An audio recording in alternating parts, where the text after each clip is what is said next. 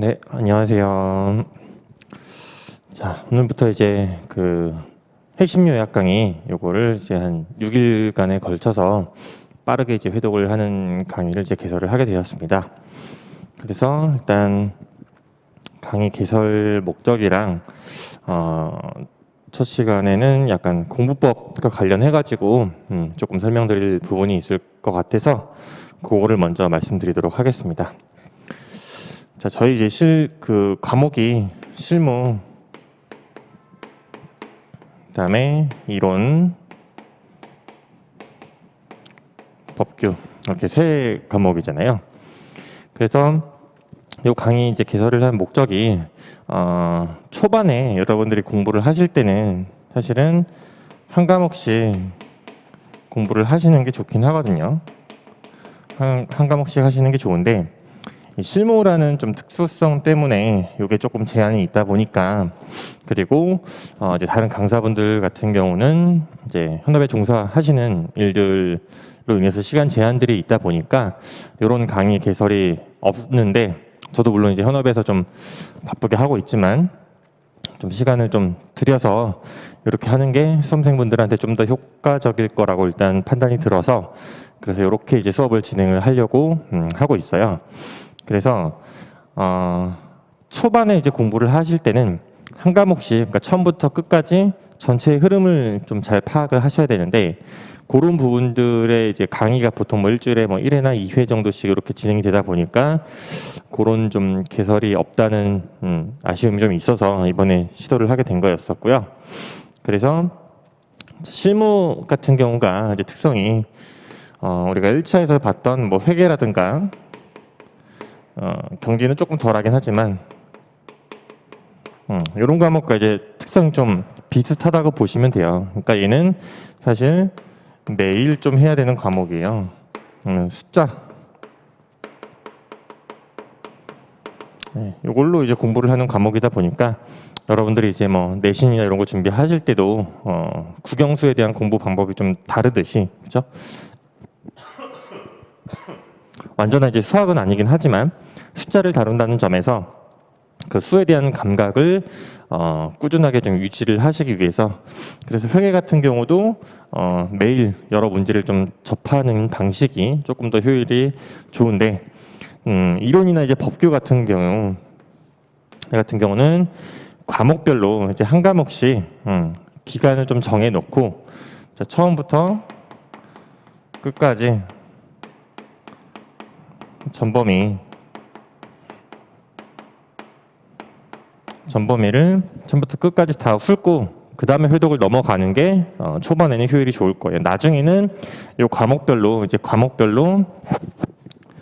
추후에는 공부를 하시는 게 효율이 좋겠지만, 초반에는 사실 과목별로 얘를 끝장을 한번 내고 그렇게 접근하는 게 좀 더 효율이 좋다고 일단 판단이 들거든요. 그래서 지금 이론 같은 경우가 지금 이번 주에 이제 6일 수업을 하죠. 그래서 전범위에 걸쳐서 한번 쭉 정리를 할 거고요. 그리고 3주 정도를 쉬었다가, 그리고 나서 다시 2주 수업하는 기간이 이번 주 3주 쉬었다가 2주, 이때는 이제 기본 문제 분석하고,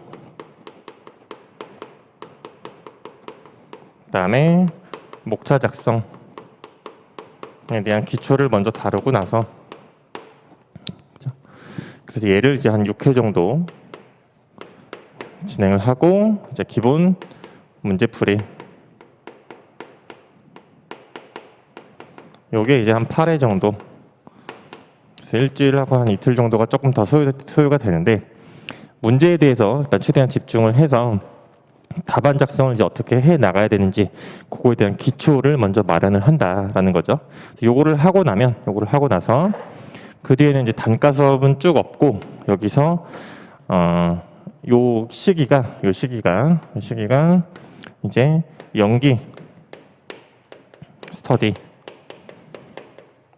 요거랑 좀 초반에 이제 약간 겹쳐요. 초반에 겹치게 되는데, 연기 스터디를 이제 시작을 하기 전에, 이때 시작을 하려면은 답안 작성을 일단 하실 줄 아셔야 되거든요. 그래서 답안 작성이 이제 기초가 되는 문제 분석과 목차 작성, 요거에 대한 연습을 먼저 하고 답안을 실제로 어떻게 작성을 하게 되는지 요거를 이제 보여줄 필요가 있다라는 거죠. 그래서 요거를 거치고 나서 그다음에 쭉 연기 스터디가 이제 같이 병행이 될 거예요.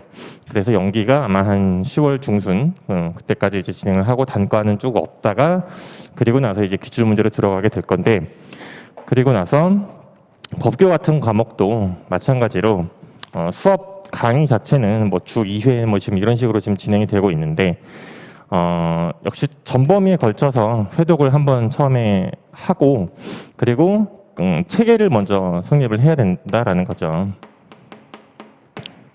그래서 이론이랑 법규랑 다 마찬가지예요. 마찬가지로 처음에 1회독 할 때, 그때는 지금 보통 이제 기본 강의에서 수업을 하면서 1회독을 복습을 하셨을 거고, 이때는 제가 이제 강조를 드렸던 게 체계, 다시 말하면 이제 목차, 여기를 중심으로 한번 훑는다, 빠르게 훑는다는 느낌으로 공부를 하시는 게 좋을 것 같다라고 말씀을 드렸었고, 지금 이제 2회독이죠. 2회독. 지금 그래서 지금 핵심 요약. 요거를 할 때는 요 체계를 다시 한번 복습을 하면서 의의를 이제 추가적으로 함께 같이 공부를 하시면 될 것 같아요. 법규 같은 과목도 마찬가지로 접근을 하시면 돼요. 법규도. 그래서 이렇게 하고 나서 그리고 3회독 하실 때는 이제 혼자 기본서에 대한 내용을 정독을 한번 한다.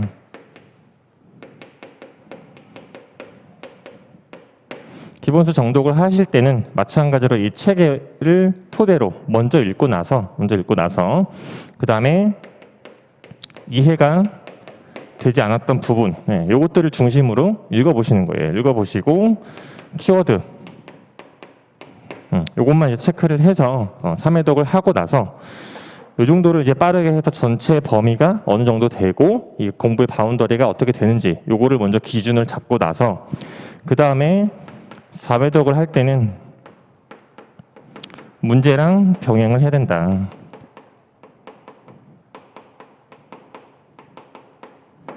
그래서 문제를 토대로 이제 뭐 객관식이랑 주관식의 좀 공부 방법이 조금 다를 수는 있지만 문제를 토대로 해서 다시 기본서에 있는 내용을 확인하고 얘를 다시 한번 이해하는 과정을 거쳐야 되거든요. 그래서 문제와 병행을 하면서 기본서 그리고 이때부터 단권화라는 걸 하시면 돼요. 단권화는 이제 나중에 따로 말씀을 드리고, 그래서 요 강의 듣는 중간에 뭔가 서브를 처음부터 자기가 만들어서 접근을 하려고 하시거나 법규도 마찬가지예요. 그럴 필요는 전혀 없다. 처음에 요 시기에 단권화를 이제 작성을 하려고 하시면 또 다른 새로운 책이 이제 자기가 탄생을 하게 되겠죠. 그래서 요거는 하지 마시고 단권화는 최소한 3회독 3번 정도 전체 범위를 쭉 훑고 나서 그리고 이제 진행을 하시는 게 좋을 것 같고요. 이때 단권화는 문제와 병행을 하죠. 그러니까 문제에 대해서 같이 확인이 돼야 되는 부분이에요. 그래서 요렇게 일단 기본적으로 깔고 가고 난 다음에 그 다음에 이제 회독수를 늘려가면서 여기에 이제 기출문제 여기는 이제 기본 문제에 해당하는 거고요. 그다음에 기출 문제. 이게 제일 중요해요. 이게. 그래서 모든 시험에 있어서 기출 문제가 그 공부에 대한 방향, 지향점을 이제 얘기를 해주게 되는데 그 중에서 이론은 기출 문제가 다른 과목보다 훨씬 더 중요해요. 특히 이론 같은 경우는 1회부터 전범위 이번에 시험을 보게 되면 33위까지 전체를 다 다룰 예정이거든요. 그래서 전체에 대해서 이 기출문제가 가장 출제위원분들이 고심을 하고 낸 문제이기 때문에 요거에 대한 접근에 대한 이해가 좀 필연적으로 요구가 되죠. 그래서 요거를 이제 나중에 단과를 할 때 여기서 기본 문제 풀이하고 연기 스터디가 끝난 다음에 일정 기간 쉬었다가 이제 기출문제를 단과를 할 거예요. 기출문제를 하고 요 시기에 이제 1기 스터디가 이제 같이 시작이 될 거예요. 그래서 일기 스터디 같은 경우에 있어서는 이 기출 문제를 토대로 해서 실제 답안 작성을 하는 연습을 한다라고 보시면 될 것 같거든요. 그래서 요 강의를 이제 들으시면서 문제 분석을 어떻게 하고 목차를 어떻게 구성을 하는지 요걸 토대로 해서 접근한다라고 일단 인식을 가져가시면 좋을 것 같아요. 그래서 이론을 공부를 하실 때 뭐 법규도 마찬가지거든요. 법규도 특히 법규에 있어서는 내용에 대한 그 체계가 워낙 많기 때문에 좀 혼동을 하시는 경우가 많이 있는데 일정한 체계를 갖춰야 돼요. 목차라고 이제 하는 건데 쉽게 말하면 뭐 행정입법이든 행정행위든 어떤 파트에 있어서 내가 그 논점이 어디에서 지금 내가 공부를 하고 있고 어떤 논점들이 같이 부수적으로 병렬 관계를 이루고 있는지 이것들을 좀 확인을 하셔야 되는 거거든요. 그래서 좀 이론이랑 법규 같은 과목은 좀 몰아서 좀 공부를 하는 게 실질적으로 수험생 분들한테는 더 도움이 될 수 있을 것 같다. 이걸 다시 한번 강조를 드리고 그리고 실무도 여력이 만약에 여건이 되신다고 하면은 매일 하는 게 좋긴 하지만 이것도 실무 이론 부분이 있잖아요. 실무 이론 부분, 일반 평가에 대한 부분과 보상 평가에 대한 부분이 있죠. 그렇죠? 이것도 사실은 숫자로 풀고 계산기를 치고 이렇게 하는 과정은 매일 하는 게 맞지만 요거 자체는 전범위를 본인이 한번 이제 판단을 해서 뭐 일주일이나 2주일 이렇게 잡고 전범위를 다 훑고 거기에 대한 기본 산식 요것들은 필수적으로 어느 정도 암기를 병행하면서 문제로 접근을 하셔야 되거든요. 그리고 또는 문제를 토대로 해서 요거를 접근하는 방법도 있어요. 요게 어떻게 보면 뭐 효율이 더 좋을 수도 있는데 일반 평가에 대한 부분과 보상 평가에 대한 부분은 구별을 해서 요거 따로따로 정리를 하시는 게 좋을 것 같거든요. 그래서 요거에 대한 전체에 대한 실무 이론 부분을 먼저 공부를 하시고 그리고 문제는 그 다음에 또는 문제를 먼저 풀면서 문제를 통해서 실무 이론에서 얘가 어떻게 활용이 되는지 이것들에 대한 이해를 같이 병행하시는 게 좋다. 요 회독에 대한 개념도 마찬가지로 실무도 마찬가지예요. 이거는 뭐 제가 뭐 만든 방법이 아니라 모든 공부법에 통용되는 내용이라고 보시면 되거든요. 그래서 이제 요거를 이제 우리 시험에 실무 이론 법규 이런 것들을 적용을 할 때 이제 구체적으로 어떻게 적용할지 즉 공부법에 대한 고민은 반드시 필요하다. 반드시 필요한데 요거를 이제 제가 이제 몇 가지를 제시를 해 드릴 텐데 그걸 토대로 해서 본인 스타일에 맞게 약간 변형을 좀 해서 적용하실 필요는 있어요. 그래서 일단 이번 강의의 이제 목적은 6일 동안 전범위에 걸쳐서 내가 전체 체계와 목차, 그다음에 요 정도만 일단 접근을 하겠다. 요 마인드로 접근을 하시면 될 것 같고 여기에 내가 이해가 되지 않았던 부분들이 기본 강의를 들으시면서 발생한 부분이 있을 거예요. 그 부분은 기본소를 통해서 함께 이해를 하면서 그래도 이해가 안 된다. 그러면 이제 그때 질문을 하시면서 최대한 이해를 중심으로 3회도까지는 활용하시는 게 좋을 것 같아요. 그래서 간단하게 일단 이렇게 이제 설명을 드렸고 이제 공부법과 관련해서는 제가 따로 뭐 준비하는 것들이 있어서 이런 것들은 제가 중간중간 말씀을 드릴게요. 그래서 오늘 같은 경우 이제 시간으로 해서 총론 부동산 개론에 해당하는 파트 여기부터 수업을 진행하도록 하겠습니다. 자, 그래서 요거 이제 기본 강의 때 다 배웠던 내용들을 토대로 해서 책이 교재가 지금 교재 하나 말씀드리면 요 강의는 일단 주된 거는 이제 핵심 요약. 그다음에 이제 체계와 의의라는 교재가 이제 새로 출간이 됐죠. 그리고 이제 기본서가 있을 거고요. 자, 핵심 요약은 기본서를 토대로 해서 목차, 그다음에 키워드가 정리된 자료라고 보시면 돼요. 요거는 이제 제가 실제 합격했을 때 단권화를 한 부분을 가지고 사실 교재를 낸 거라고 보시면 될 것 같고 이 체계와 의의는 이제 목차 부분과 의의 부분만 이제 따로 추출을 한 거예요. 그래서 최소한 여기 있는 것들은 최소한 기본적으로 암기를 하셔야 되는 파트다라고 있다라고 인식을 하시면 될 것 같고, 그래서 이 기본소와 교차로 여러분들이 공부를 하실 때 활용을 하시라고 이제 책을 좀 출간을 하게 된 거라서 요 책 같은 경우는 뭐 굳이 안 사셔도 상관은 없을 거예요. 즉 기본서에 다 나와 있는 내용인데 의 부분, 그다음에 기본서에 있는 그 목차를 그대로 핵심 요약과 체계와 의는 그대로 활용을 했으니까 주소를 좀 잘 파악하시는 거를 목표로 해서 이번 강의도 복습을 하실 때는 목차 키워드는 먼저 보지 마시고, 그래서 체계에는 목차만 나와 있으니까 요걸 토대로 해서 내가 어떤 내용을 배웠었는지 요것들을 한번 연상을 한번 해보시면서 수업을 들으시면 좋을 것 같고, 요 PPT는 이제 기본 강의 때 썼던 자료이긴 한데 요게 결국에 요약이 되어 있는 부분이니까 요걸 기준으로 해서 핵심 요약책이랑 같이 비교해서 보시면 될 것 같아요. 그래서 강의를 이제 들으실 때는 웬만하면 필기는 좀 안 하시고 좀 집중을 하시는데 시간 투자를 하시면 좋을 것 같아요. 그래서 이렇게 일단 말씀드릴게요. 복습하실 때는 기본서에 있는 내용도 최소한 같이 병행해서 한번 보셔야 돼요. 기본서에 있는 내용을 보고 그래서 요 중에서 핵심 단어가 뭐였구나, 키워드가 뭐였구나, 요거를 좀 인식하시고 접근하시면 될 것 같습니다. 자, 그래서 먼저 이제 부동산의 개념, 그죠? 개념을 보기 전에 교재 있으신 분들은 교재를 피셔도 되고, 그 목차 책에 교재 있으신 분들은 그걸 활용하시면 될 것 같은데, 어떤 파트든 간에 일단 동일한 책의 목차, 그게 일단 중심으로 돼야 되거든요. 그래서 먼저 부동산의 이제 기초 파트가 있었죠. 그래서 첫 번째가 우리가 배웠던 게 부동산의 이제 기초, 요 파트가 이제 첫 번째로 있었었죠. 요 파트가 제 학개론을 기준으로 했을 때 제 1장에 들어가는 내용이었었고요. 그리고 두 번째 파트가 부동산의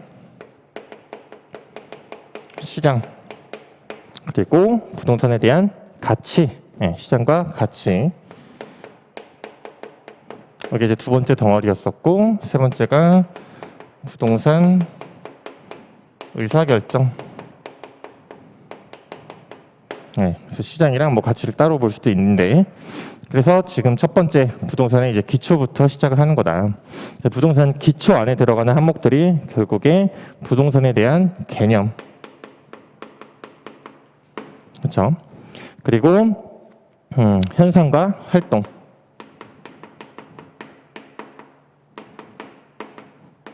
이게 일단 가장 기본적인 개념이라고 보시면 될 것 같고, 여기는 마찬가지로 크게 부동산 시장, 부동산 가치에 대한 얘기가 일단 주된 걸로 이루어지겠죠. 모든 책의 내용들을 보면 마찬가지로 기본적으로 개념, 이도 마찬가지로 개념, 이러한 내용들이 들어가 있고, 그 안에서 자잘하게 들어가 있지만 시장에 대해서 일반적인 내용, 그래서 시장의 뭐 균형이라든가 수요 공급 논리에 의한 거, 그 다음에 시장 분석, 그 다음에 최유효 이용을 분석하는 것, 이게 이제 가장 핵심적인 내용들이고, 부동산 가치와 관련해서는 가치와 관련한 이제 기본적인 이론이 있을 거고요. 그 다음에 부동산 가치가 어떻게 발생하고 어떻게 형성되는지, 그 다음에 가격 또는 가치의 원칙을 활용하는 방식이 있죠. 그죠? 이게 가장 큰 덩어리라고 접근을 하시면 될 것 같고요. 그 다음에 부동산의 이제 의사결정 같은 경우는 투자, 그 다음에 개발, 그리고 금융, 그 다음에 관리 등, 그 다음에 정책, 즉 의사결정과 관련한 나머지 파트들, 이렇게 이제 구성이 되어 있다라는 거죠. 이 전체가 결국에 부동산 학개론의 큰 체계죠. 그래서 요거를 일단 항상 머릿속에 먼저 넣어놓고 체계 안에서 이제 세부적으로 하나씩 접근을 한다라고 보시면 될 것 같아요.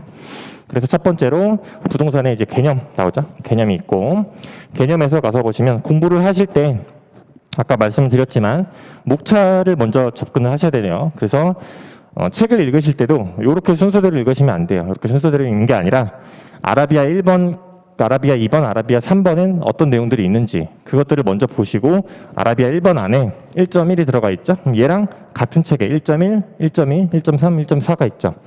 그렇게 읽으셔야 돼요, 책은. 그래야 개념이 쌓이고 거기 안에서 세부적인 내용이 주소를 파악하는데 정립이 되는 거기 때문에 책은 처음부터 끝까지 순서대로 읽는 게 아니다.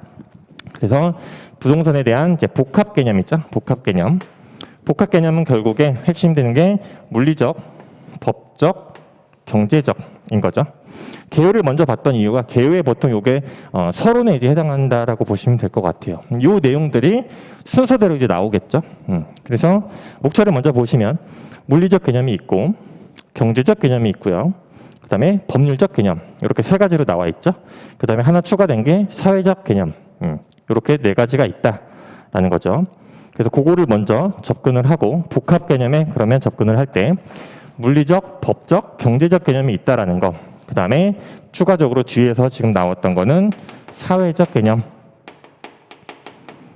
네 가지가 있구나. 처음에 회독을 하실 때 이렇게 접근을 하셔야 돼요. 그래서 기본서에 해당하는 내용은 그냥 가볍게 읽으시고, 그러니까 머릿속으로 연상을 하실 때 복합 개념은 물리적, 법적, 경제적, 그리고 추가적으로 사회적 개념이 있구나라고 인식을 하시면 되겠죠. 그러면 각각의 이제 물리적 개념에는 어떠한 것들이 있는지, 그렇죠? 그래서 자연, 공간, 환경, 위치 이렇게 이제 구성이 되어 있죠. 이런 부분들은 1차에서 부동산 학개론 하실 때 객관식으로 많이 봤던 유형이 드릴 거예요. 그렇죠? 그래서 2차에서는 1차랑 조금 다르게 1차는 요것만 맞추면 되는 거죠. 요거 중에 틀린 것만 고르면 되는 거예요. 요거에 대한 개념까지는 이해할 필요가 없죠. 그렇죠? 근데 2차는 논술형 시험이기 때문에 요 각각을 내가 풀어서 쓸 수 있는지 그게 제일 중요하거든요. 그래서 요거에 대한 가장 기본적인 이해를 하기 위한 키워드가 지금 들어가 있는 거다라고 보시면 될 것 같아요. 그래서 크게 보면은 첫 번째가 자연물 자체를 얘기하는 거다. 그렇죠? 날씨라든가 뭐 기후, 습도, 온도 뭐 이런 것들 얘기하는 걸 거고요. 공간은 지표면과 그다음에 공중, 지하, 입체 공간인 거죠. 입체 공간. 지표면은 깔고 있는 거. 그렇죠? 그다음에 공중 부분과 지하 부분.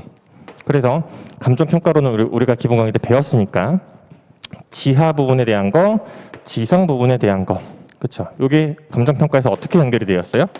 입체 이용률 또는 입체 이용 저해율 이렇게 연결이 되었었죠. 그다음에 지하 부분에 있어서 그다음에 지상 부분에 있어서는 또 송전선로 부지를 평가하는 게 있었었죠. 지하 부분에 있어서는 지하철도. 그렇죠? 요게 이 물리적 개념인 공간에서 파생이 되는 거다. 그래서 연성을 하실 때 강론과 그러니까 지금 배우실 때는 뒤에서 내가 배웠던 체계를 활용을 해서 같이 연결되는 개념이 뭐가 있는지 걔네들만 지금은 짚고 넘어가시면 될 것 같아요.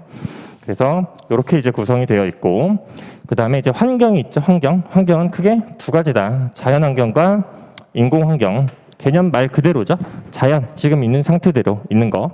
인공은 사람이 어쨌든 만들었다는 거죠. 그렇죠? 환경엔 두 가지가 있다. 위치 같은 경우는 접근성에 대한 개념이 중요한데 크게 보면 두 가지. 절대적 위치와 상대적 위치가 있다. 절대적은 당연히 물리적 측면에서 본 거지만 상대적은 시간이나 주변 상황에 따라서 달라질 수 있다.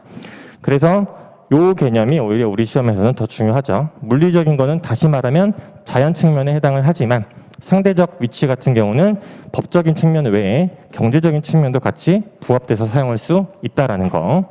그래서 개념이 이렇게 되어 있다라는 것만 보시면 될 것 같아요. 자, 그 다음에 물리적 측면을 봤으니까 이제 경제적 측면을 먼저 볼게요. 경제적 측면에서는 크게 보면 이제 개요가 있고 뭐 생산 요소, 자본, 소비재, 상품, 자산, 투자 자산 이런 내용들이 들어가 있죠. 그렇죠? 그래서 이 제목들만 먼저 보시고 객관식에서는 이게 옳고 그름을 틀린 거를 따지는 거지만 이런 개념들이 있더라라는 거죠. 그래서 생산 요소에는 크게 토지, 노동, 자본 이렇게 들어가는 거고, 자본이라고 하는 거는 결국에 토지 자체를 자본의 일종으로 인식한다. 경제적 관점에서. 그 다음에 소비재는 동시죠. 생산재이면서 소비재이다 라는 거. 상품은 당연히 소비재로서 교환이 이루어지고 가격이 형성되는 거죠. 이게 제일 중요한 거예요. 부동산도 상품이다. 그래서 우리가 감정평가에 있어서 교환에 의한 가격, 이거를 감정평가에서 가액이라고 했었고요. 그렇죠? 사용 수익에 대한 대가로서 임대료를 얘기를 했었었죠. 감정평가랑 연결을 지으면 그렇게 보시면 될 것 같고, 자산 같은 경우에 있어서는 당연히 경제적 가치가 크다. 요거를 다른 말로 뭐예요? 부동산의 고가성이랑 연결이 되겠죠. 특성과 관련해서 봤을 때. 그래서 구매력을 확보하기 위해서, 구매력은 우리가 가치 형성 요인과 부동산의 가치 발생 요인이 있었어요. 그중에 가치 발생 요인이 세 가지가 있었죠. 가치 발생 요인에는 크게 세 가지가 있었다. 효용, 상대적 희소성, 유효 수요가 있었다. 그럼 구매력의 개념은 어디서 나왔던 거예요? 유효 수요에서 나왔었죠. 유수요에서. 그렇죠? 유효 수요는 우리가 부동산이 경제적 가치가 크기 때문에, 고가성 때문에 구매 의사만으로 안 되고 지불 능력, 구매력이 있어야 된다. 왜? 고가성 때문에. 그렇죠? 이렇게 연결지어서 가치 발생 요인과, 특히 총론은 내용이 그렇게 많지 않아요. 많지 않은데 얘를 강론과 연결해서 짓는 거를 실제 문제에서 많이 물어보기 때문에 그거를 연결해서 좀 활용을 하시면 좋을 것 같아요. 투자자산. 투자자산은 크게 실물과 금융자산이 있는데 부동산이 대표적인 실물자산인 거죠. 부동산이. 그래서 대체 경쟁 관계 속에서 수익과 위험, 그죠? 이런 것들에 따라서 달라진다. 돈이 움직인다라는 거죠. 이 특성으로 인해서 경제적 개념인 투자 자산의 특성으로 인해서 나중에 부동산의 의사결정을 할 때 부동산의 투자, 개발, 금융, 관리가 다 필요하게 되는 거죠. 여기에 정책까지. 그렇죠? 그래서 이 특성으로 인해서 부동산을 의사결정하는 과정에 있어서 중요한 내용들이 들어간다라는 거고요. 그다음에 법률적 개념. 법률적은 크게 보면 두 가지다. 협의에 대한 거, 광의에 대한 거. 그죠? 광의에 대한 거는 준부동산 또는 의제 부동산 요거를 포함을 한다. 그죠? 강론에서 배웠던 내용들 중에서 요게 감칙 몇 조에 있었어요? 20조에 있었죠. 그죠? 의제 부동산. 그죠? 그래서 자동차, 선박, 항공기, 건설 기계, 선박, 항공기, 그다음에 해체, 처분. 20조 1항, 2항, 3항, 4항, 5항에 해당하는 내용. 그렇죠? 조문은 항상 같이 떠올리세요. 조문은. 그리고 협의의 부동산으로 봤을 때는 토지 및 정착물을 얘기한다. 그렇죠? 민법 조문까지는 굳이 암기하실 필요는 없어요. 민법까지는. 그래서 민법상 토지를 봤을 때 토지 대장에 1필의 토지라고 되어 있었죠. 뒤에 나오는데 1필은 뭐였어요? 하나의 필지다. 필지. 뒤에 계속 나와요. 필지랑 같이 연상해서 떠올려야 되는 개념은 뭐예요? 획지죠.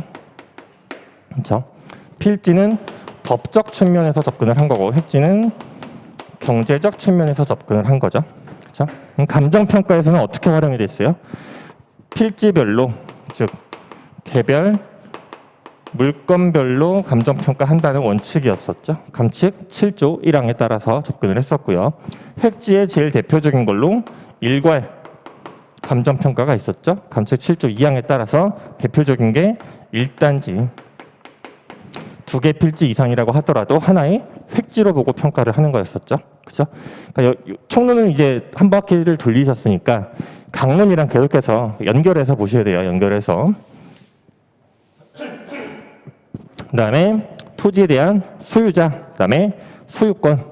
소유자는 보면 사용 수익 처분할 권리가 있다라고 되어 있죠. 그죠? 이게 제일 중요하죠. 이거를 부동산 투자, 그다음에 감정평가론 파트에서도 활용이 됐던 게 사용 수익, 운영 수익이죠. 처분, 자본 수익이죠. 요거 합친 게 뭐였어요? 이게 투자 수익률. 그래서 운영 수익률과 자본 수익률로 이루어져 있다라고 접근을 했었었죠. 사용 수익과 처분, 요거는 굉장히 중요한 말이에요. 감정서에도 가끔 정착물과 관련해서 담보 평가를 할 때 사용 수익 처분에 영향을 미치지 않는다, 이런 문구가 반드시 들어가야 되는 것들이 있어요. 그게 정착물, 그다음에 종물, 부합물, 제휴의 물건, 이런 것들, 그렇죠? 그래서 이게 굉장히 중요한 문구니까 접근을 하실 때 사용 수익과 처분에 대한 얘기 이렇게 접근하시고, 토지 소유권, 정당한 이익이 있는 범위 내에서 토지의 상하에 미친다. 아까 물리적 개념에서 지표면을 기준으로 했을 때 상하 개념을 봤었었죠. 그게 법적으로도 정해져 있다라는 거죠. 이렇게 보시면 될 것 같고, 준부동산을 이제 넓게 봤을 때는 감정평가의 나머지 항목들 있죠. 토지 건물을 제외한 나머지 것들, 즉 평가가 이루어질 수 있는 대상까지도 포함을 한다. 넓게 보면 이렇게 인식을 하시면 될 것 같아요. 그다음에 사회적 개념. 사회적 개념은 뭐 크게 어렵진 않지만 국가 성립의 기반이 된다. 즉 토지가, 땅이 있어야 국가가 있고 거기에 국민이 있겠죠. 중요한 거는 이 사회재와 공공재, 이게 제일 중요하죠. 사회재와 공공재. 자, 사회재라고 하는 거는 사람들이 모두 부동산에 의지를 하고 있기 때문에 공평하게 배분돼야 된다라는 거고요. 공공재는 다시 인위적으로 만들 수가 없기 때문에 토지는 부중성이 있었죠. 그렇기 때문에 전체 이익을 위해서 합리적으로 배분이 돼야 된다. 그죠? 사회재와 공공재의 특성으로 인해서 부동산을 접근을 할 때, 또는 감정평가의 목적을 크게 접근을 할 때 공적, 사적 재화죠. 얘가 사적. 이게 감정평가의 목적을 크게 두 가지로 분류를 했을 때 기반이 되는 거죠. 그렇죠? 사회재와 공공재의 성격을 갖고 있기 때문에 사회성과 공공성을 지니게 되는 거죠. 그렇죠? 그래서 공적 목적과 사적 목적의 감정평가로 이루어지게 되고, 실무에서 여러분들이 접근을 하실 때 그래서 얘가 주로 일반평가, 얘가 제일 대표적으로 보상평가, 이런 것들이 구성이 되어 있는 거죠. 그리고 나서 하나 더, 감정평가의 기능과도 연결이 되죠. 감정평가의 기능은 크게 정책적 기능과 경제적 기능으로 이루어져 있죠. 여기서 연결되는 거죠. 얘가 정책적 기능을 달성하기 위한 거고, 얘는 경제적 기능을 달성하기 위한 역할을 하는 게 사회재, 공공재, 그다음에 사적 재화인 부동산의 본질에서부터 시작을 하는 거다라는 거죠. 그래서 연결만 이렇게 해주시면 될 것 같고요. 그리고 이제 부동산의 특성으로 가서 볼게요. 부동산의 특성. 부동산의 특성을 접근을 하실 때는 가장 기본적인 내용이긴 하지만 항상 연결을 하실 때 이 특성으로 인해서 부동산의 시장이 어떻게 달라지고, 그래서 가치가 어떻게 달라지는지, 그렇죠? 그래서 부동산의 특성, 부동산의 고유한 특성이 발생을 하게 되죠. 그럼 시장에서 이러한 특성으로 인해서 가장 중요한 게 뭐예요? 불안전성을 지니게 된다라는 거죠. 시장이 불안전성을 지니게 되니까, 그래서 가치가 알 수 없다, 적정할 수 없다, 그죠? 판단을 해야 되는 거죠. 이걸 누가 하는 거다? 이걸 하기 위해서 감정평가가 필요하다. 이게 도출이 되는 거죠.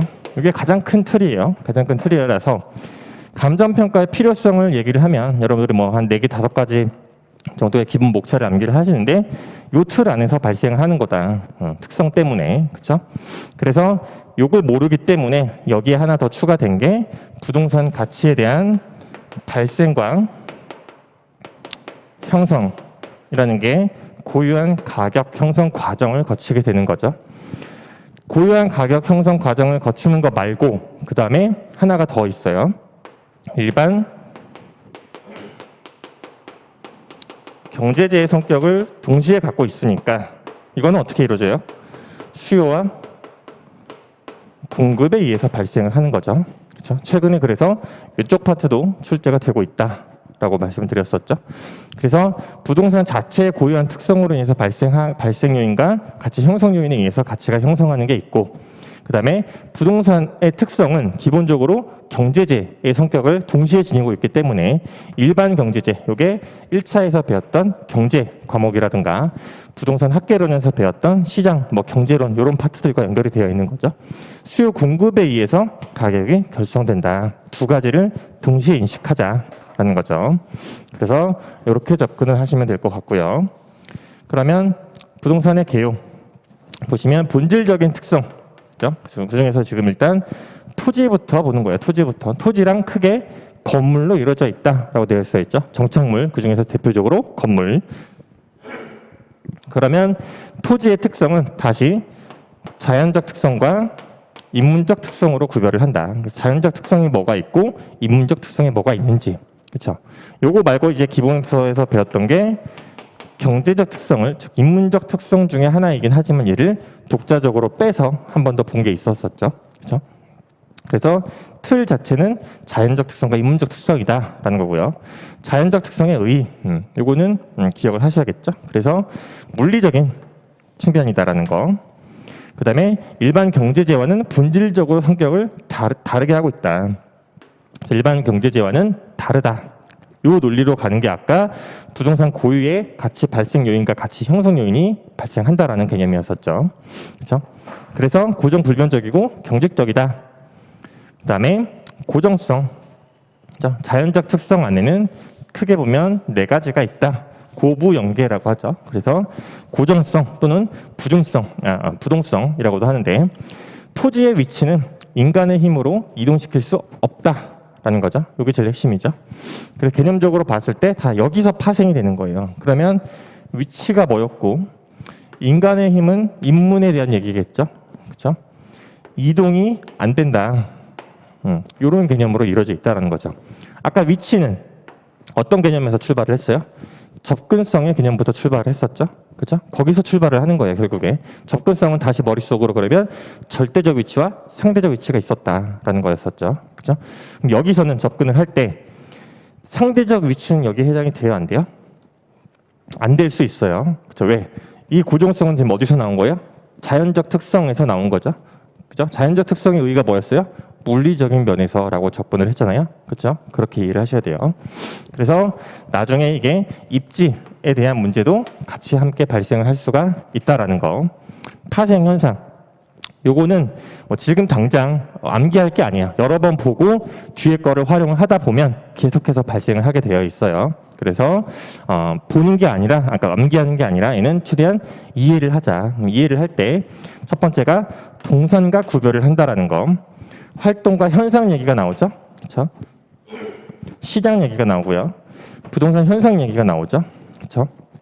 그러면 결국에 핵심적인 내용들이 여기서는 뭐 따로 언급을 안 해 있지만, 아까 제가 뭐라고 그랬어요? 특성, 시장, 가치, 그래서 감정평가. 이게 큰 덩어리라고 그랬죠? 여기에 없다고 하더라도 걔를 만들어서 쓸 수가 있는 거예요. 그렇죠? 그래서 활동과 현상, 이 개념은 아까 부동산의 복합 부동산의 개념 중에서 복합 개념이 있었고, 활동과 현상, 큰 틀을 봤었었죠. 거기서 이제 파생이 되는 거죠. 그래서 고정이 되어 있으니까 지역에 대한 얘기가 나올 거고, 그 다음에 그 지역에 따른 정책이나 시장, 가치가 다 연결이 되는 거죠. 시장은 추상적이죠. 왜? 움직일 수가 없으니까, 직접 사고 팔 수가 없으니까 권리로서, 추상적인 권리로서 사고 팔게 되죠.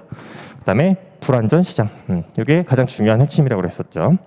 그 다음에 현상으로 외부 효과, 움직일 수가 없으니까 당연히 주위 환경의 영향을 가장 직접적으로 많이 받겠죠. 이게 다시 긍정적인 부분과 부정적인 부분, 이렇게 나눠진다. 그래서 핀피나 림비 현상 이런 얘기들이 있다라는 거죠. 그래서 여기는 최대한 여러 번 보시면서 이해를 하시면 충분히 만들어서 쓸 수 있는 부분이라서 따로 암기는 하지 않으셨으면 좋겠다는 거. 그 다음에 부중성. 절대량을 늘릴 수 없다. 이게 불가능하다. 그럼 여기서 다시 한번 파생을 한번 시켜보면, 아까 위치에서 절대적 위치와 상대적 위치라는 개념을 봤었죠? 이 절대량을 말을 그럼 바꾸면 절대량이 아니라 상대적인 양은 늘릴 수 있다는 거겠죠? 그렇죠? 얘는 물리적인 측면이잖아요. 상대적으로 늘리는 게 상대적 공급이라고 하는 개념이었었죠. 그거를 어떻게 늘려요? 건물을 높게 짓거나, 그렇죠? 그렇게 접근을 하는 거죠. 토지 자체는 늘릴 수 없지만 건물을 늘리거나 이런 식으로 활용을 하는 거죠. 그래서 공급의 제약이 비탄력화, 수요자 간의 경쟁을 발생하게 되겠죠. 경쟁을 발생을 시키게 되면 당연히 가격이 불성립할 수가 있게 되고, 경쟁이 유발되면 유발될수록 사람들은 최유효 이용으로 이용을 하려고 되겠죠. 이용에 대한 경쟁 얘기도 사실 여기서 파생이 될 수가 있다라는 거죠. 파생 현상, 원론적으로 생산이 불가능하다. 원론적은 자연적으로 봤을 때, 그러니까 생산비 법칙이 불가능하고 균형 가격 형성이 불가능하니까 그래서 감정평가가 필요하다라는 개념이고, 이용에 대한 집약화와 용도의 다양화, 그렇죠? 그래서 소유에 대한 경쟁이 발생을 하니까 지대와 지가가 발생을 하고 부동산 문제의 가장 근본적인 원인이 될 수 있다라는 개념이죠. 그렇죠? 그래서 이렇게 보시면 될 것 같고, 그다음에 영속성. 얘도 가장 중요한 개념 중에 하나죠. 얘도 마찬가지로 개념은 물리적 측면에서 사용이나 시간의 경과 등에 따라서 마모나 소멸이 되지 않는다, 없어지지 않는다라는 거죠. 그러니까 반대로 자본재 같은 경우는 시한부적 내구성을 지닌다. 시한부적이라고 하는 거는 기간을 갖고 있다라는 거죠. 동산 같은 경우 대부분 그렇죠. 근데 토지는 국토 자체가 없어지지 않는 이상 영속적인 내구성을 지니게 되겠죠. 그래서 공급 측면에서 건물은 가능하죠. 그래서 재고 시장의 역할이 중요하다. 기본 강의 때는 이걸 이해를 못 하셨을 텐데, 재고 시장 얘기가 어디서 나오는 거예요? 다시 주소를 파악을 해보면 부동산 시장 파트 안에서 우리가 공간 시장과 자산 시장으로 접근을 하는 분석이 있었죠. 시장 분석에서 이걸 대표적으로 사사분면 모형이라는 게 있었다. 이게 정확히 뭔지 지금은 안 몰라도 돼요. 아, 이런 게 있었구나 정도만 떠올리시면 돼요. 그렇죠? 여기서 나왔던 공간 시장과 자산 시장 중에 하나가 재고 시장 얘기였었죠. 그렇죠? 사사분면 중에서 여기 파트와 관련한 내용, 그렇죠? 이 정도만 떠올리시면 돼요. 그래서 재개발, 재건축, 당연히 철거 비용과 기회 비용을 상쇄하고 이익이 남아야 발생을 하겠죠. 사업을 진행을 하겠죠. 파생 현상, 부동산 활동 마찬가지로 장기적으로 고려해야 된다. 왜? 내구성을 갖고 있으니까, 기한이 기니까. 공급이 비탄력적인데 그래서 예측의 원칙이 좀 요구가 된다라는 거죠. 장래 어떻게 될지 모르니까. 그래서 부동산 관리도 중요하다. 얘네들이 공급이 제한적이다 보니까 그러면 지금 있는 상태대로 유지를 잘 해야겠죠. 그렇죠? 그래서 관리가 중요하고, 장기 투자, 자본, 소득이 이익, 아까 했던 얘기죠. 자본은 처분과 관련한 거, 소득은 사용 수익과 관련한 내용들, 그렇죠? 그래서 투자 대상으로서 접근을 한다라는 거고, 장래 편익의 현재 가치, 요게 가장 기본적인 근거가 되는 게 결국에 우리가 감정평가에서 수익환원법을 적용하는 근거가 되는 거죠. 그래서 수익환원법에서 영속성이 굉장히 중요한 이론적 근거로 활용을 하고 있죠. 그래서 역시 최이용이 요구가 되는 거고, 수익환원법 얘기가 나와 있고, 소유와 이용이 분리가 되어 있어서 가액과 임대료, 왜? 여기서 나온 거죠. 그렇죠?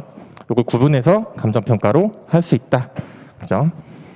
개념적으로 봤을 때 지금 이렇게 그냥 들으실 때는 고개를 끄덕이셔도 혼자 보실 때 이해가 안 될 수 있으니까 반드시 복습하실 때 같이 보셔야 돼요. 그 다음에 이제 개별성. 물리적으로는 동일하게 존재하지 않는다. 그렇죠? 전제가. 그러면 물리적이 아닌 경우에 있어서는 유사성을 갖고 있을 수 있죠. 그렇죠? 유사성을 갖고 있을 수 있다라는 얘기는, 그러니까 물리적으로 안 되는 거니까, 그러면 물리적이 아니라 경제적이라든가 법적 측면에서는 개별성이 완화된다라는 거죠. 개별성이 완화될 수 있어요. 개별성이 완화된다라는 거는 우리가 대체성을 가질 수 있다라는 거죠. 대체성. 그렇죠? 이런 것들이 존재하는 거고, 그래서 가치의 형성이 개별적으로 일어난다. 거래 활동에 그래서 개별적인 동기, 그게 특별한 사정, 그래서 감정평가 할 때 대표적으로 거래사례 비교법을 적용할 때 사정보정이라는 개념을 활용을 하게 되죠. 그래서 개별 분석, 사정보정 얘기가 나오는 거고, 위치 특성에 대한 이질성이라고 하는 거는 다르다는 거죠. 반대말은 동질성이겠죠. 그렇죠? 그래서 대체 가능성을 배제하는 원인이 되는데 얘가 왜 생겼어요, 갑자기? 경제적 법적 측면, 즉 물리적이 아니라 경제적 법적 측면에서는 개별성이 완화가 되니까. 그죠? 제일 대표적으로 얘가 용도에 대해서는 대체성이 발생할 수가 있으니까. 그죠? 그 시장을 불완전하게 하니까 수요 공급 논리 적용이 좀 어려울 수 있다. 그래서 감정 평가가 또 요구가 되겠죠. 그죠? 파생 현상 마찬가지 일물일가 적용이 어렵고 활동과 현상을 개별화하고 개별화한다라는 건 비교가 어렵게 되어 있죠. 그래서 완전한 대체가 불가능하지만 이건 어디까지나 물리적 측면에서 얘기를 하고요. 그렇죠? 개별성으로 인해서 뭐 비교가 불가능하다 이렇게만 단답형으로 적으시면 안 되고, 그래서 가치 판단의 객관화가 어려우니까 감정 평가가 필요하고, 정보 수집이 어려우니까 거래 비용에 대한 증가가 발생할 수 있다. 거래 비용, 정보 비용 얘기가 있었죠. 어디서 나왔어요? 부동산 투자 파트에서 정보 비용을 지불을 할 때 확실성 하에 현재 가치에서 불확실성 하에 현재 가치를 차감을 한 게 정보 비용이다라는 게 있었었죠. 그렇죠? 이런 게 있었다 정도만 기억하시면 돼요. 그래서 기본적으로 이렇게 네 가지 특성이 이루어져 있다라는 거.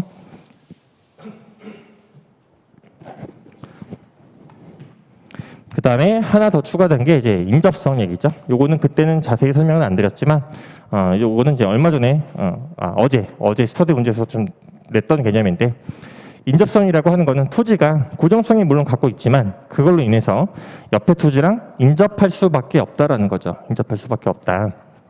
그래서 지역 분석에 대한 필요성이 나오고 외부 효과가 같이 발생을 하게 된다라는 거죠. 붙어 있으니까. 그렇죠? 그래서 주의 환경 얘기가 여기서 나오는 거죠. 그렇죠? 주의 환경과 생각을 해보면 어제 냈던 스터디 문제는 가격 원칙과 관련해서 생각을 해봐라 라고 했어요. 가격 원칙이 뭐가 있는지 일단 머릿속에 있어야겠죠.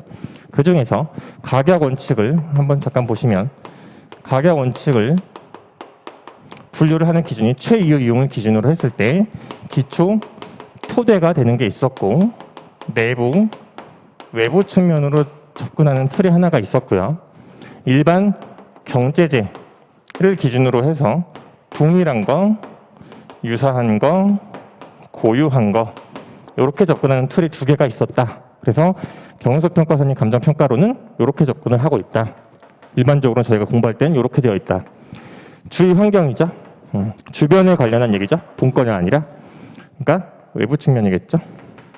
그렇죠? 그 중에서 각 가격 원칙 종류가 있는데 그 중에서 의의를 보시면 적합의 원칙의 의의가 주의 환경에 적합하게 이용해야 된다라고 되어 있어요. 그렇죠? 이렇게 연상을 해야겠죠. 얘가 지역 분석과 관련이 되어 있다라는 거.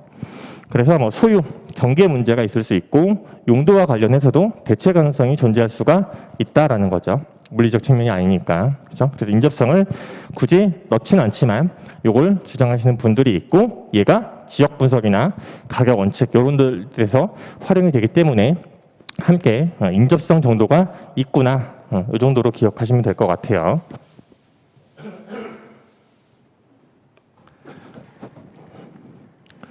그다음에 인문적 특성은 잠깐 쉬었다가 할게요.